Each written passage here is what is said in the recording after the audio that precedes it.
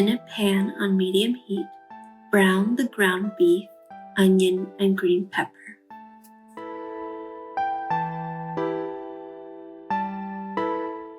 Stir in the rest of the ingredients, mix thoroughly for about 2 to 3 minutes.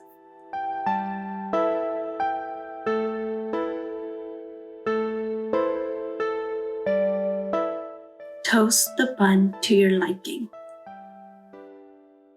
Assemble the burger with bottom bun, sloppy joe, and top bun in that order. I hope you have enjoyed your sloppy joe. Please remember to like and subscribe to my channel for more videos, and I've included the link below for the recipe. Yummy!